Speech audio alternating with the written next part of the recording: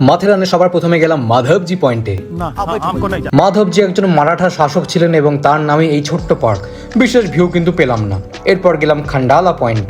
এটা সেই আতে ক্যা খান্ডালা গানটা থেকে নামটি নেওয়া। জায়গাটা কিন্তু খান্ডালাতে নয়। বেশ সুন্দর পাহাড় দেখা যায় এখান থেকে।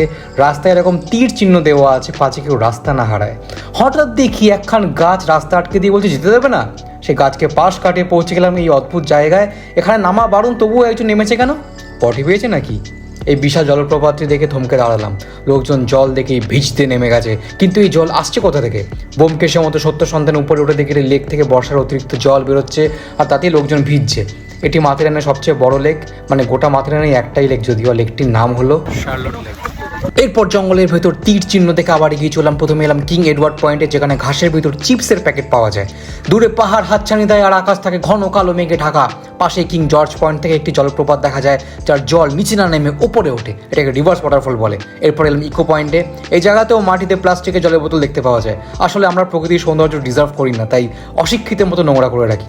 ইকো পয়েন্টে যেতেই বৃষ্টি নেমে গেল আর আমিও মনে আনন্দে ভিজতে লাগলাম। এই জায়গাটার নাম ইকো পয়েন্ট। এখানে কোনো কিছু কথা বললেই সেটা ইকো হয়ে ফেরত আসে, ঠিক এইভাবেই। ফিরে আসছি মাথেরানের শেষ পর্ব নিয়ে। পরের এপিসোডে। আস্তা লা ভিস্তা, চাও।